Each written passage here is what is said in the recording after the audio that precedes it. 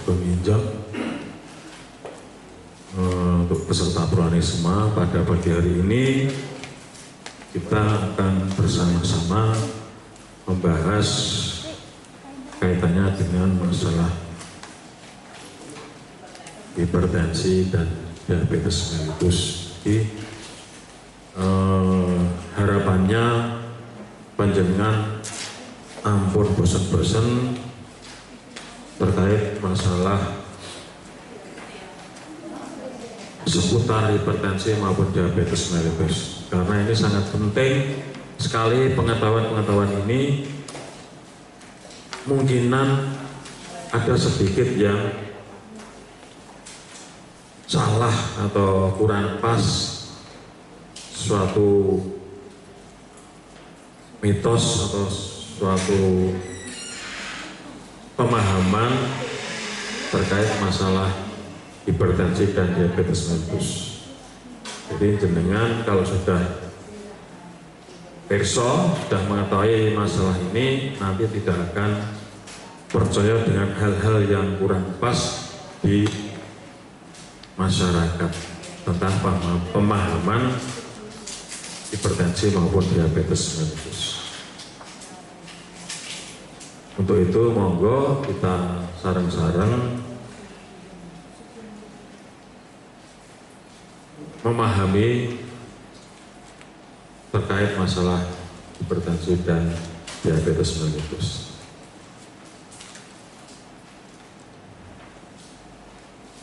Hipertensi dan diabetes adalah ancaman nyata di usia muda.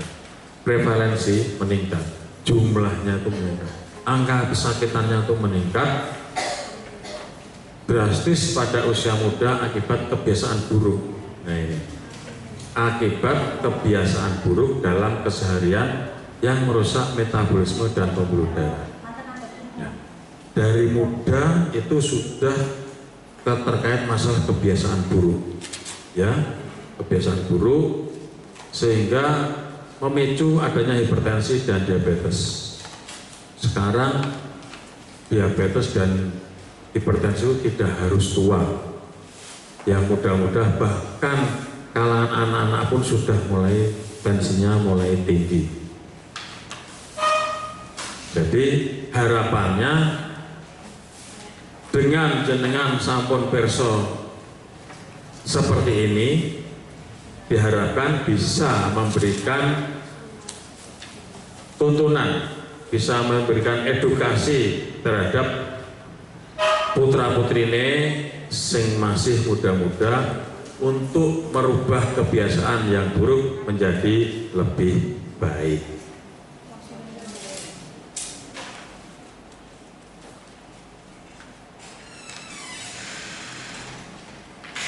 Karena apa? Ya ini 3 pola tadi, ya 3 pola tadi kebiasaan, terutama untuk anak-anak remaja itu biasanya pola makan yang paling oke. Ya, jajan seanggere jajan. Tidak dipungkiri, anak-anak sekarang itu seleranya sudah serba instan, gitu, Mbak. Serba instan, jajan pokoknya sing lagi ngetren, kuwi makanan sehat apa ora pokoke dituku, nggih. Nah, ini seringkali bisa membahayakan metabolisme maupun pembuluh darah. Ini pola hidup dan aktivitas fisik. Dia tinggi gula, garam dan lemak, konsumsi junk food, ya. Junk food itu makanan bujang, para bujang. Junk food itu makanan yang apa nek ngaran istilahnya apa untuk Jawa itu? Instan ya. Makanan yang kurang baik gitu ya. Makanan yang kurang baik ya. Junk food itu makanan sing apa nek ngaran? Itu berakibat limbah dalam tubuh. Nah, menyebabkan limbah dalam tubuh yang bisa memicu munculnya penyakit terutama diabetes maupun hipertensi. Ya, Sehingga makanan ini, makanan dan minuman manis bisa memicu resistensi insulin serta tekanan darah tinggi. Nah, makanan-makanan itu sekarang banyak beredar. Makanan apa jenenge basa londo kabeh. Sampai bingung ya, Mbak. Iki mangan apa es cau itu ya ora enak. Ana istilahnya basa kaya angel-angel pokoknya. Es dawet itu paling berpiro. Liyane bubah-bubah apa nggak ngerti. Angel. Ya, untuk anak-anak sekarang itu makannya seperti itu. Minumannya juga serba manis, bahkan campur-campur ono susu, ono gula, ono santan, ono weles, macam-macam. Nggih. Makanannya juga gitu. Pisang campur keju, campur gula, campur wis legi mati ngetek ngoten niku. Ya. Nah, ini bisa memicu resistensi insulin. Insulinnya itu kesel. Insulinnya pankreasnya itu kesel. Insulin mencetak gula menjadi gula yang bermanfaat dalam tubuh, jadi glikogen itu juga kewalahan. Oke. Itu diantaranya itu. Kemudian gaya hidup sedentary, kebiasaan duduk terlalu lama melambatkan metabolisme tubuh dan meningkatkan resiko obesitas. Bocah saiki ora ana bocah dolanan engklek atau mboten enten gitu. Playon terus apa kae muncalke boto ditoto katanya mboten enten. Karena itu gerakan tubuh akhirnya gembrobyos balik mambune ledis kayak didusi karo mboke mbae biyen jaman biyen gitu. Sekarang duduk wes mangan wae disambi gitu. Itu sama anak saya ngono kuwi. Nek diseneni genteng nyeneni. Ya, itu terjadi pada anak-anak sekarang. Tren anak-anak sekarang itu seperti itu. Ya. Lumrah dolanan HP karo turu tangi turu HP meneh mangane disambi. Mobil sing nggon gitu. Itu harus kita rubah. Kita harus tegas seperti itu. Ya, karena akibatnya fatal. Karena metabolisme tubuh dan meningkatkan resiko obesitas. Oke. Jadi anak itu tidak ada gerakan sama sekali. Nanti penyakitnya muncul pada seiring bertambahnya usia, tambah usia, itu penyakit makan muncul. Oke. Maka sekarang jarang orang-orang tua sekarang kados jenengan itu generasi wis zaman biyen nggih. Sekarang anak sekarang wis umur 40 wis ora seperti yang kita waktu itu. Oke, sekarang banyak sekali yang lemah. Sekarang anak-anak SMA itu di Jakarta itu sudah banyak yang cuci darah. Ya. Sekarang ngetren nongkrong sambil lungguhan sambil main laptop ngopi. Di kafe-kafe itu kan banyak tuh. Kopi pahit nanti pentol atau sedikit tiap hari. Gitu. Ya. Itu memang dibikin seperti itu untuk generasi kita akan jadi budaya-budaya yang dari sana. Kita membuat generasi kita hancur dan nanti dijajah orang sanggup perang. Terus ambruk karepe dhewe.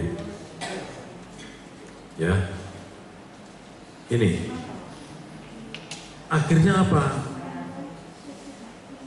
Dengan banyaknya main HP, main game, itu muncul akhirnya judi online. Banyak loh. Akhirnya apa? Dari permainan-permainan itu mempengaruhi pola pikir. Pola pikirnya sudah wis kaya wong edan gitu aja. Stres loh kayaknya, udah stres gitu. Stres kronis dan kurang tidur, tengah wengi sampai wengi main. Tanpa disadari ini sudah tercuci otaknya. Oke. Sehingga memicu hormon kortisol yang berdampak buruk pada tekanan darah dan gula darah. Hormon-hormon yang memicu main game, emosi, nesu, miso-miso dewe. Kan sekarang banyak anak kecil-kecil itu sekarang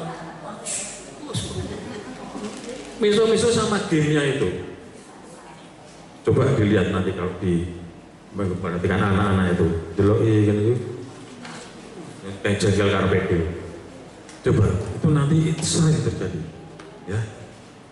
Sehingga apa? Tengah malam penasaran, atau main game penasaran, gue menang, kalah menang, sampai kadang-kadang jam 2, jam 3 pagi baru tidur.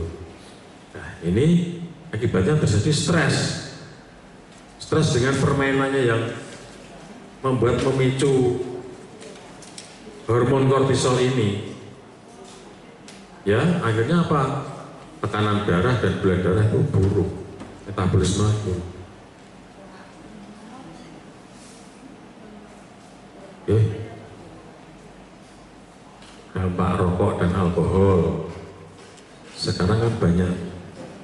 Dia ngombe-ngombe ini kotak. Saya kira yang desa, dusun, barbar, ngombe itu hal yang biasa. Sore awan wangi, ngombe. Ya, kita generasinya mau dibawa kemana? Jadi orang ngombe itu seorang oseng ngelek dianggap sudah menjadi tren. Ya, tidak tahunya dengan minum alkohol ciu itu hatinya terbakar. Hatiku dunia lembut, lembek, itu jadi keras kayak hati nak dibakar nih kau. Itu seperti itu. Akhirnya apa? Itu di liver, ya. Akhirnya apa? Akhirnya berdampak semuanya. Nek wes ngono, adalah anak cilik-cilik, produktivitasnya menurun, merasa kerja, jadi beban keluarga, anak-anaknya jadi beban, merasa sekolah. Kenapa jadi beban pemerintah, desa, yang akhirnya tidak kopen, berdampak sosial, terjadi kenakalan remaja. Gitu, balik meneh, kenakalan remaja, ngombe rokok, ya. Kadang-kadang yang sering terjadi sekarang terjadi free sex, seks bebas. Anak-anak sekarang sudah mengarah ke situ. Makanya angka nilai HIV AIDS itu semakin bertambah. Ini yang harus diwaspadai. Oke.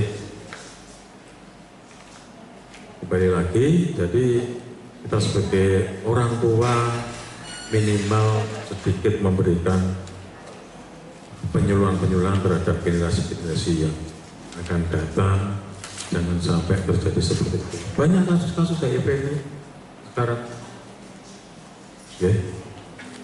Penyakit-penyakit menular seksual juga banyak, ya. Bapak Ibu harus benar-benar ngeri kalau melihat kehidupan sekarang juga.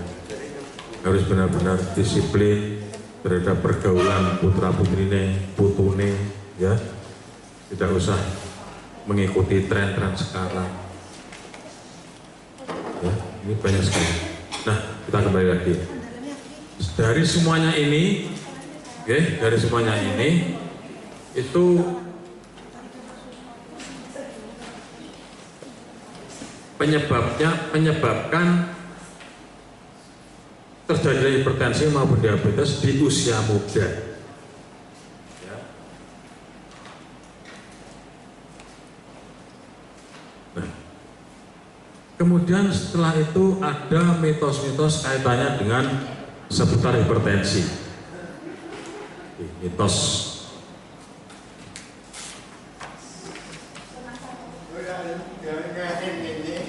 Ini ada mitos hipertensi dan fakta sebenarnya.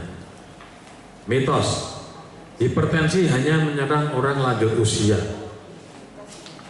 Hipertensi hanya menyerang orang lanjut usia. Ternyata tidak. Sekarang masih anak-anak muda pun sudah kena hipertensi. Kenapa waktu dulu umurnya piro, wes suwida, tensinya piro, 150 persangwus biasa. Wong tuwek.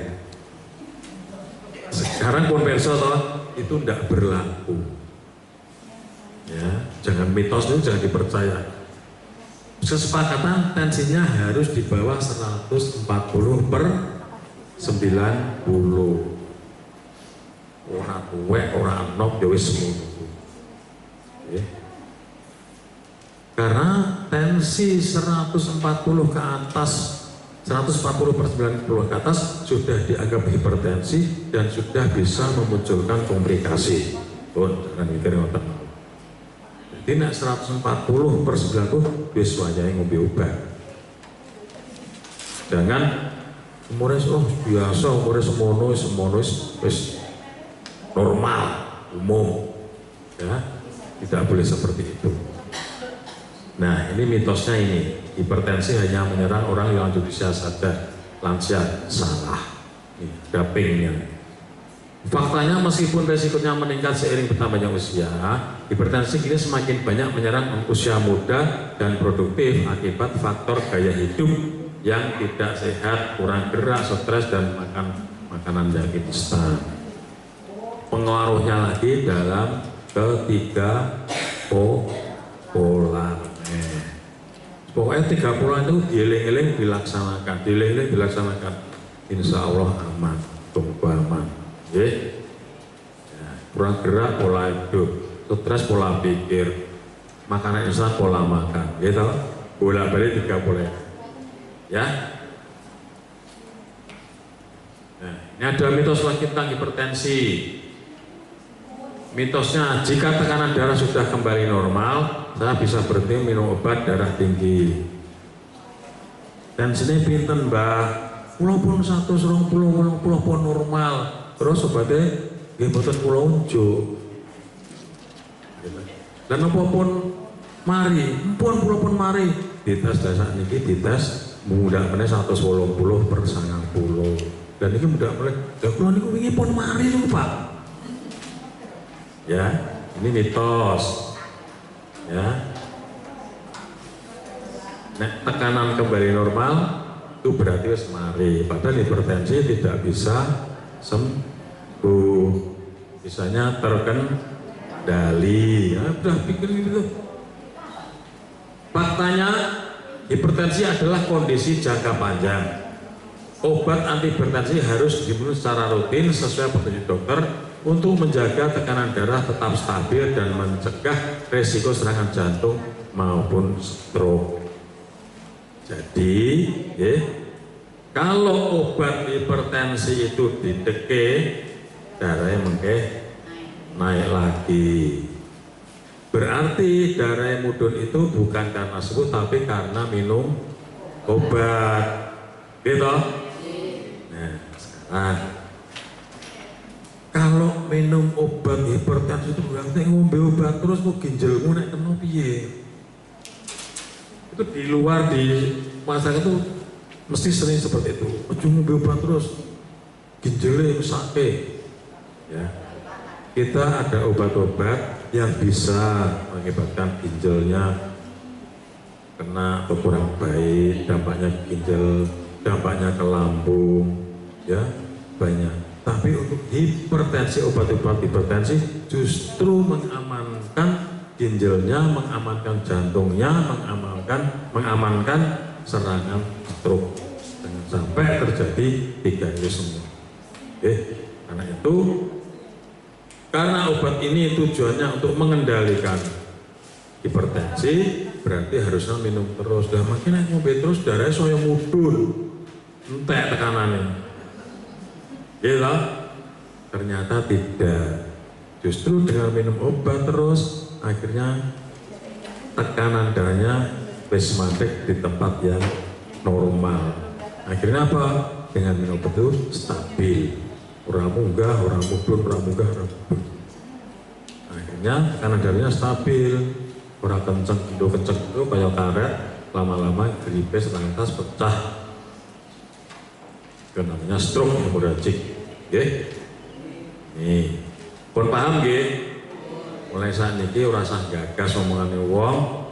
Ini yang penting hipertensi, obatnya diminum, telas minta lagi ke Prolanis, telas minta lagi. Karena apa? tensinya itu stabil di situ. Mungkin aku harus ngombe obat, wis mari wis tensiku wis normal, terus ngombe obat nanti naik lagi. Itu yang bahaya justru di situ. Oke.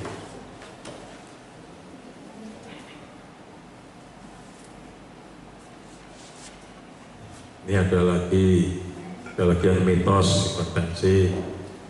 Mengkonsumsi obat hipertensi dalam jangka panjang dapat merusak ginjal. Sudah saya terangkan tadi, gitu. Nah, justru hipertensi yang tidak terkontrol yang akan merusak ginjal. Tekanan darah tinggi, itu ginjalnya ikut, tekanan darahnya ginjal ikut tinggi, akhirnya fungsi ginjal terganggu, akhirnya ginjalnya rusak, jadi gagal ginjal, cuci darah, sabunin entek. Oke. Makanya itu harus mitos ini termasuk pengertian yang salah. Oke, hati-hati ya. Justru hipertensi yang tidak terkontrol yang akan merusak ginjal. Obat anti hipertensi yang diberikan oleh dokter diformulasikan aman dan berfungsi untuk melindungi organ-organ penting dari komplikasi. Bener tau aku. Nah, saya jangan usah takut. Gak usah takut kok krungu iklan radio. Mau obat terus ini. Ya. Itu pengalaman. Jadi harus benar-benar oh ternyata begini toh. Lah, untungnya jenengan dari Polanis akhirnya tahu. Oh, payung ini ternyata ora bener, saya bener ini. Oke.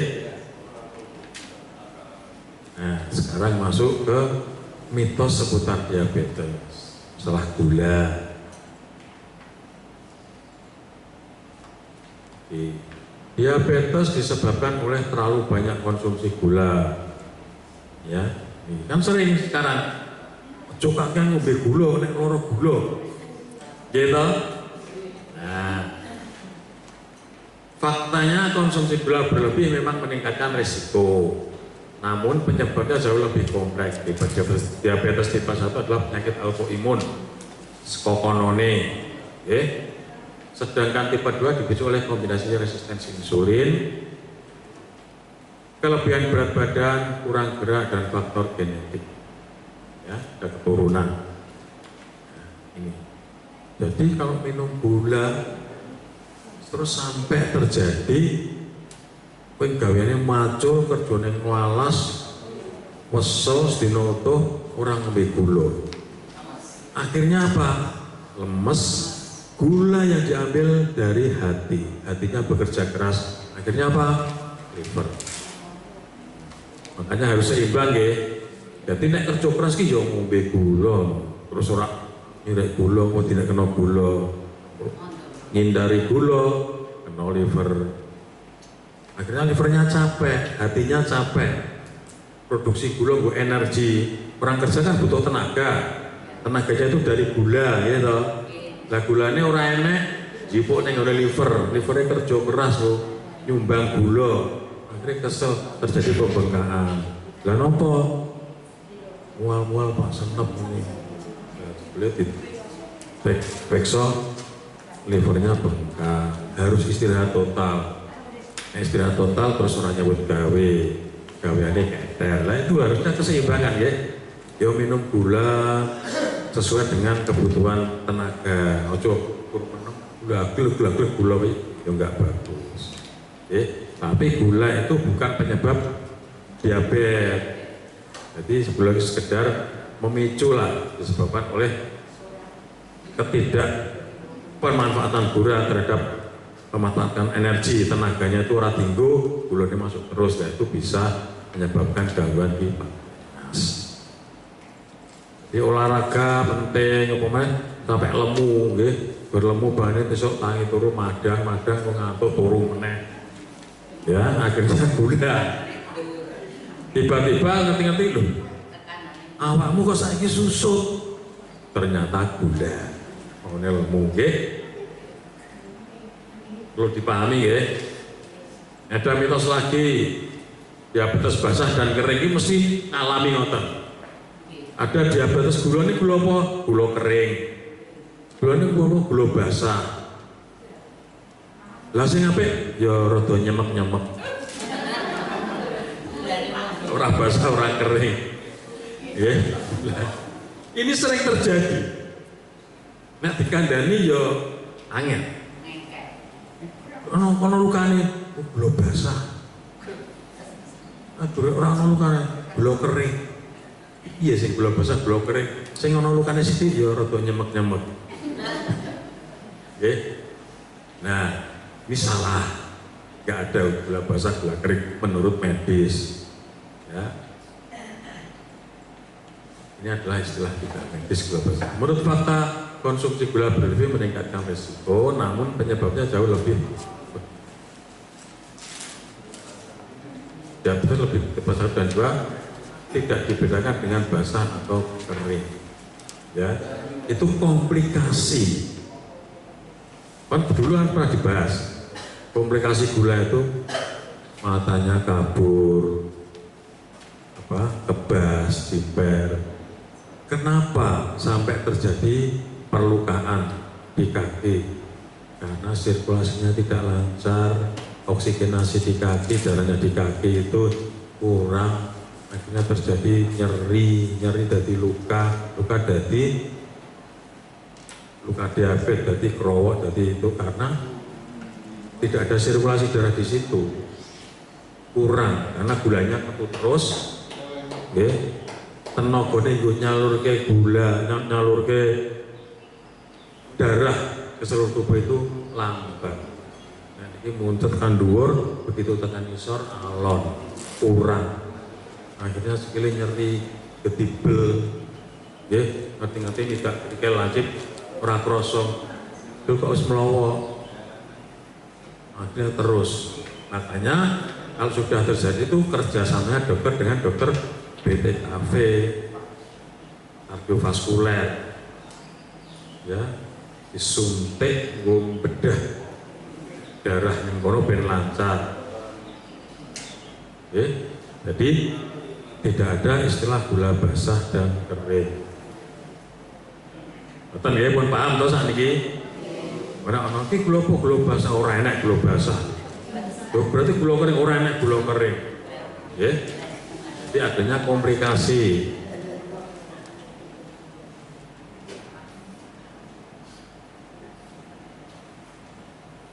Paham toh sampai di sini? Nek pun paham, ampun ingin jobo kan niku. Kalau gorakan kok gula basah. Nek gula basah niku penyebabnya pripun? Teles, dikira ngeber. Nah, tidak ada ya, ben pinter. Jadi gula basah, gula kering itu tidak ada. Adanya komplikasi karena tidak terkontrol, gulanya dhuwur, insulinnya tidak terkontrol, akhirnya gulanya dhuwur terus. Gangguan sirkulasi darah di seputar kaki, bangkai bawah.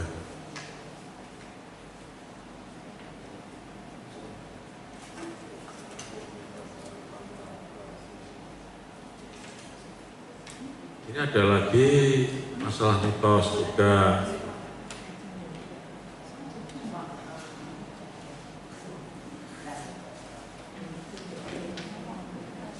Diabetes tipe 2 itu penyakit ringan. Semua jenis diabetes serius. Jika tidak dikelola dengan baik, diabetes dapat menyebabkan komplikasi fatal pada organ vital. Pokoknya nek loro gula orang enteng abot, dari mulai loro gula itu harus dilakukan pengobatan secara serius, program pengobatan secara serius. Karena kalau terjadi komplikasi organ-organ lain terus berbahaya. Penderita diabetes tidak boleh makan gula, boleh, ya. Ini mitosnya. Penderita diabetes tetap boleh mengonsumsi gula alami dari buah dalam jumlah wajar, namun perlu membatasi gula, garam, dan lemak dengan pola makan seimbang. Makannya apa? Makannya mengkonsumsi. Orang dengan diabetes itu tidak harus monggo. Monggo. ini perlunya jenengan konsultasi ke bagian gizi. Kalau belas gak minum gula, mesti lemes. Belas gak mengonsumsi garam, ya lemes. Gula apa yang bisa diminum, buah apa yang bisa dimakan, itu yang tahu gizi. Oh, takarannya sekian. Jadi jenengan hidupnya wajar. Sekaya wong waras, tapi terbatas, terprogram. Hidup itu harus terprogram ya. Hidup itu kalau sudah terprogram, makanya bisa dengan baik. Sekolah aja kan terprogram, kurikulumnya terprogram, hidup juga terprogram. Keseimbangan antara menu A, B, C, ya. Sudah tua itu, kalau sudah umur, sudah tua, makan tuh harus berapa persen lauknya, proteinnya, berapa persen sayurnya, berapa persen nasinya, itu sudah ada. Beda dengan masa pertumbuhan. Sering kalau monggo Pak, napa bisa telat nih Pak?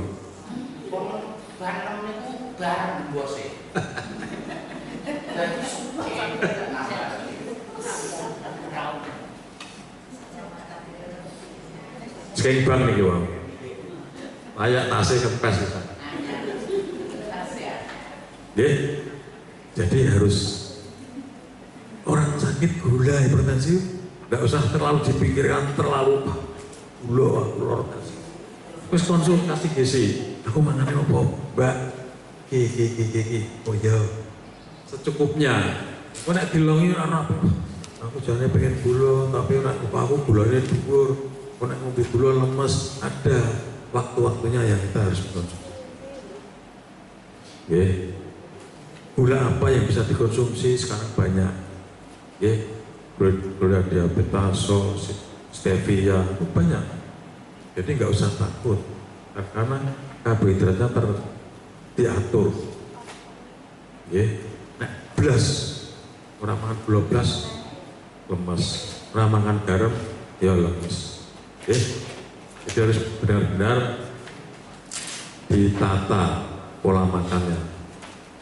Manfaatkan puskesmas mumpung punya ahli gizi 2 loh. Jangan puskesmas mau periksa masuk angin gitu. Ke gizi, aku mau konsul gizi, kita siap memberikan pelayanan. Itu ya. Penderita diabetes pasti akan buta. Loro gula. Kok iso buta loh. Faktanya kebutaan adalah salah satu resiko, tapi bukan takdir. Dengan mengontrol gula darah, tekanan darah, berat badan, dan gaya hidup sehat, resiko komplikasi ini bisa sangat dikurangi. Ya.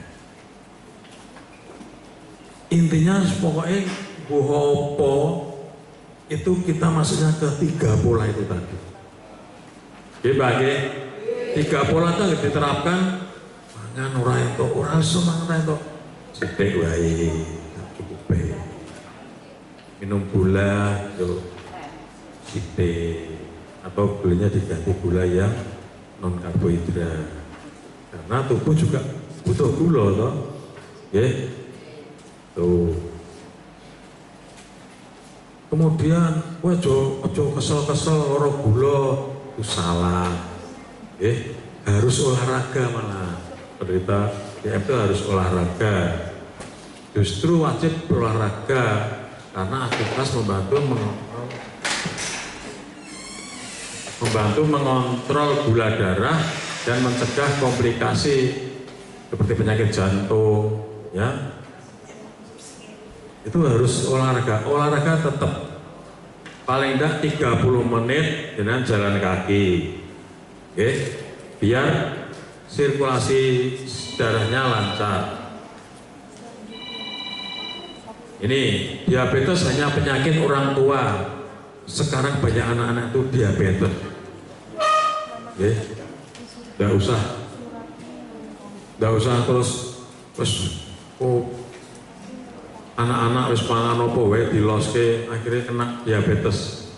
Diabetes tidak mengenal usia. Diabetes tipe 2 banyak menyerang generasi muda akibat gaya hidup tidak sehat seperti pola makan buruk dan kurang gerak. Itu tadi. Sekarang kenapa banyak anak-anak itu sudah gulanya sudah mulai tinggi, wis ora gerak, main HP, laptop, mobilnya sing legi-legi niko, ya kita tanpa ada gerakan, malas olahraga. Itu akhirnya apa? Bisa memunculkan diabetes mellitus, gula.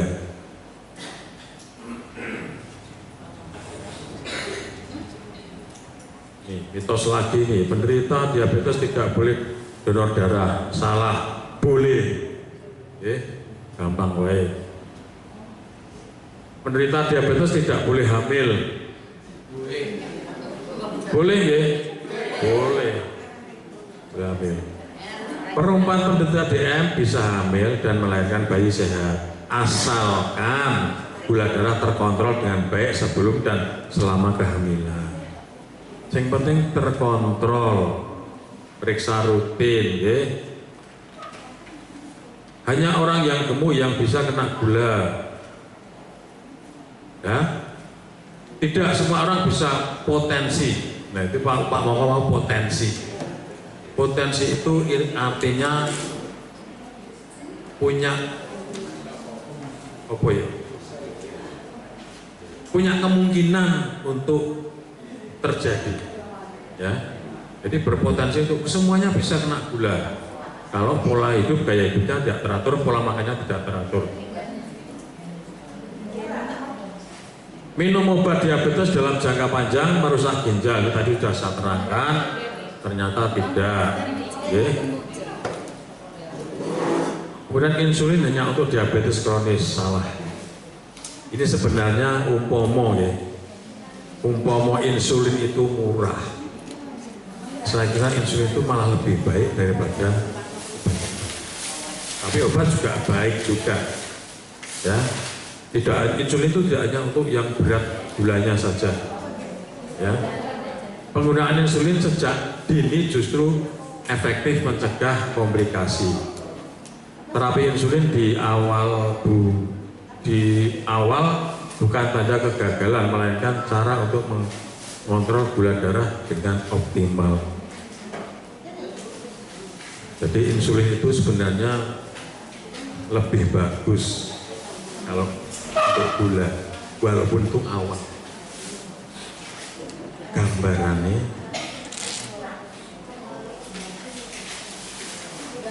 pankreas, ya. Pankreas itu mencetak insulin. Karena pankreas sakit, insulinnya terganggu. Minum obat mendoping pankreas untuk memproduksi insulin. Bisa ya gambar ini. Insulin, pankreas itu kerja untuk memproduksi insulin. Nek pankreasnya loro masuk angin, akhirnya produksi insulin terganggu sehingga gulanya tinggi. Terus minum obat. Minum obat itu mencampur insulin biar kerjanya maksimal. Saya kesel buatan. Wes loro dikon kerja produksinya maksimal. Di insulin saya kesel. Pankreasnya saya kesel. Itu obat. Tapi kalau insulin itu kan sintetis. Jadi pankreasnya wes loro aras-arasan produksi insulin. Kita insulin sekon jopo plus kita tetap kerjanya langsung karena sudah dibantu ada insulin. Sayangnya harganya mahal. Sebenarnya cuma itu. Oke. Ini pemahaman. Jadi awal insulin terus malah bagus. Bukan masuk ponis iso terus dhuwur banget baru itu enggak. Sing duwe insulin begitu kena gula langsung. Itu pankreasnya nyaman, kurang terjuk. Oke, ini seputar mitos maupun fakta DM. Nah, ini untuk menghindari semuanya itu, rutin cek gula dan cek tekanan darah, gula, olahraga teratur, ini semuanya pola hidup. Oke, pola hidup semuanya ada. Sering saya terangkan, pola makan, pola pikir, pola hidup itu harus benar-benar diterapkan. Menjaga jangan sampai muncul komplikasi. Ngombe obat rutin, makannya ditoto, stres sebetino, ya wis ora ono guna. Nggih mboten? Kalau Pak Wandon itu gaweane dolan terus, ora tahu stres. Stres malah konengan terus. Ya, yang penting seneng ya Pak. Nah, penting seneng. Jadi benar-benar dijaga 3 pola itu. Ya, jangan sampai sing loro dijogo sing ora, sing dijogo sing ora. Harus seimbang, pola makannya dijogo, pola pikirnya dijogo, gaya hidupnya juga dijaga. Wes itu aman. Apalagi setiap bulan ikut prolanis. Pengetahuan gini sing maune dipercaya tibake ora to. Dipercaya tibake ora to ya. Akhirnya jenengan tetap selalu sehat.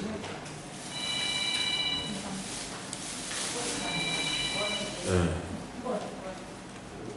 ini pengertian yang seperti biasanya, kalau ada gangguan-gangguan cek gula, cek kolesterol, cek macam-macam tensi ya, itu sering harus dilakukan untuk menjaga agar selalu terkendali. Ya. Ini yang pesan yang terakhir, jenengan jangan percaya mitos, percaya fakta. Ya. Niko sing gone pas tikungan jembatan pulau niko enten sing jogo. Percaya mesti. Padahal sing jogo iki nang kene saiki. Ya Pak. Sing jogo iki sok nyoto. Ya, itu ya, percaya diyakini wis makai urip ra nyaman. Jadi percaya yang mitos-mitos ono gula basah, gula kering, terus ono pom lagi bang. Ya, yang penting dengan adanya ini, dengan adanya ikut prolanis, akhirnya pengetahuan dibaca, akhirnya muncul pemahaman. Oh ternyata mau yang ngomongnya ora toh. Ya, jenengan bisa mengedukasi yang lain. Ora bener menunggui. Gula ki ora guru wong tuwa tok, anak-anak iso. Tensi yo ngono. Ngoten nggih? Nggih. Saya rasa itu insya Allah mudah-mudahan apa yang saya sampaikan itu menjadi pemahaman.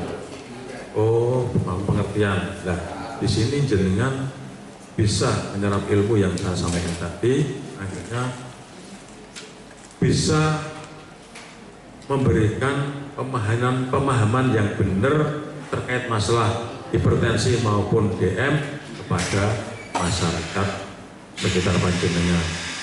Nah, ada pengertian yang keliru, ojo ngombe obat terus marahi ginjal, itu dipahamkan. Ora, ini.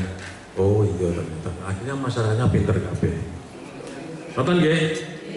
Mungkin saya rasa itu yang bisa saya sampaikan. Mudah-mudahan bermanfaat. Terima kasih. Wabillahi taufiq wal hidayah. Wassalamualaikum warahmatullahi wabarakatuh. Monggo. Oke. Masalah makan. Kalau buah itu dimakan sebelum makan atau sesudah makan? Sebelum makan. Makasih. Pon ngoten to. Pun. Ini juga mitos. Ini mitos ini, Mbak.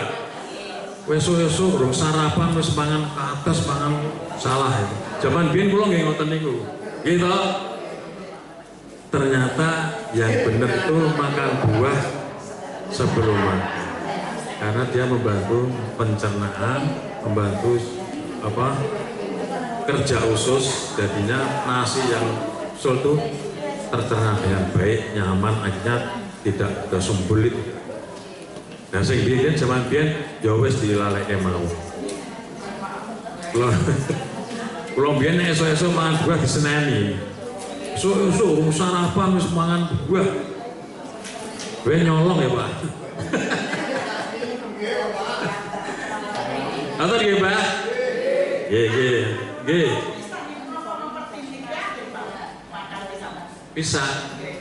Pisang itu macam-macam, deh. Ya, pisang itu ada yang banyak bergetar. Ya. Itu nanti bisa dicek ada daftarnya itu. Dan anten gizi. Bisa tanya gizi, pisang apa yang bisa memicu kreatinin? Apa semua pisang apa enggak? Kan ada. Kaliumnya tinggi. Okay. Pisang itu kaliumnya tinggi. Pisang Ambon itu bagus untuk yang kurang hipokalemia. Misalnya kerja sidik terus lemes lemper itu kan hipokalemia. Itu makan pisang atau minum air kelapa itu banyak kaliumnya. Itu sotek, guys. Ya. Jadi kemungkinan ada yang tinggi, ada yang itu kaliumnya itu yang punya daftarnya isi. Yang tanggal mawon. Ben paham sisa. Ngoten nggih? Ngoten nggih? Monggo nek pun ditenggo.